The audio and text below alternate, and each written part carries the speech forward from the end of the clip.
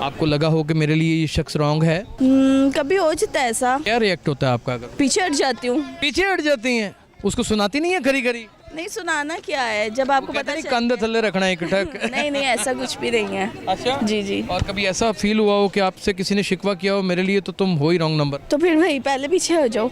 और right number किसे समझती हैं? राइट नंबर जो आपको अंडरस्टैंड करता है, आपके साथ रहता है सिचुएशन में। जिसके साथ आपकी केमिस्ट्री लेवल हो, वो राइट नंबर होता है। तो ये बॉन्डिंग बनना ज़रूरी है ना। वो बॉन्डिंग तो बहुत ज़रूरी है, लेकिन केमिस्ट्री और बॉन्डिंग तो म्यूचुअल अंडरस्टैंडिंग से हो सकती है ना। बिल्कुल। तो ये अगर हम इसका मतलब कि म्यूचुअली कभी कुछ हुआ है? Yes. My God, oh my God, कैसा रहा ये एक्सपीरियंस म्यूचुअल वाला? अच्छा है, फिलहाल चल रहा है अभी तो। अच्छा, अभी चल रहा है, और खुदा ताला उसे कामयाब करे और उसे मंजिल भी दे, और उस म्यूचुअल को कुछ कहना चाहती हैं तो कह दें। उसे बस यही कहना चाहूँगी जो बॉन्डिंग है वो बरकरार है।